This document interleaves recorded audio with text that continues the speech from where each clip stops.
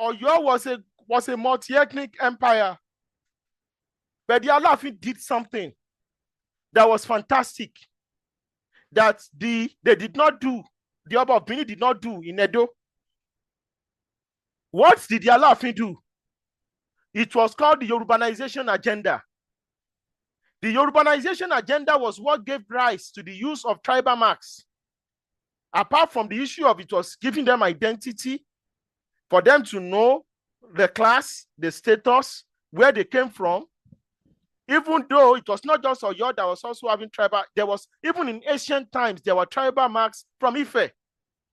So you're going to understand that this thing it's not just an Oyo thing. There was, before Oyo, there was tribal marks also from Ife. If you go and look at the ancient historical artifacts from Ife, you are going to see some of these people, some of these artifacts with tribal marks. You are going to see tribal marks of Oromiyan when he was on the horse going to Ife, going to Benin. So let me stick to Oyo. So that was why a lot of non-Yoruba people became prominent power brokers within the Yoruba Commonwealth. A good example is the Shawun of Ogbomoso, who was a naturalized Yoruba man. Shawun of Ogbomoso was a Baripa war general who fought and defended the Oyo Empire.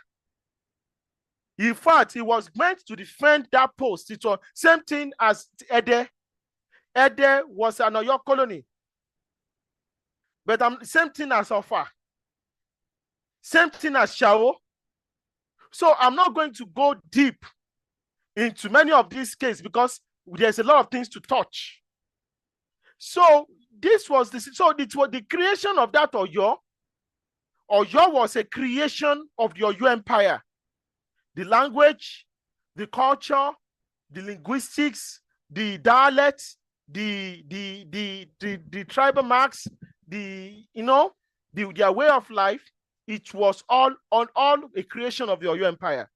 So it is absolute madness in 2025 to see somebody from Ogbomoso or somebody from Okeogun or somebody from some places in Kwara, from Ilorin, if you know your history, for somebody from Ibadan or somebody from Ijaye to be insulting the Alaafin. It's like you don't understand your history, and we understand that things have spoiled. We understand that things are not what it is. Or you say, oh, we are Ibadan, we are not Oyo. It's madness. Or I am Ede, I'm not Oyo. It's insanity.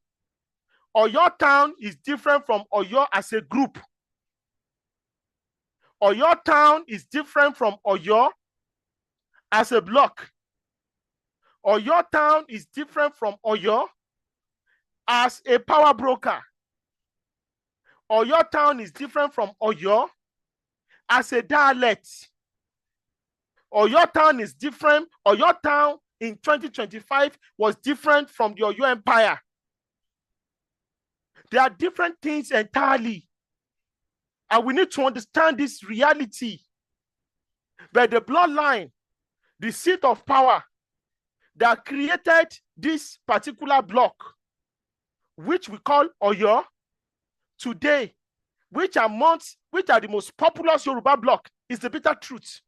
Within the space of Nigeria, in Benin Republic and in Togo, even to Ghana, they were created from the Oyo Empire. The Oyo stock was a product of ethnogenesis of the Oyo Empire. So there's no history. In as much you are an Oyo dialect speaker, you are a product of the Alaafin of Oyo. It's a bit the truth. I am related. I'm a descendant of Kurumi, of Ijaye. But the reality is, even though the Kurumi was also disobeyed the Alaafin of Oyo, but history is history. We are not here to be emotional. Because if we look at history from the position of sentiment, we will burn down this house.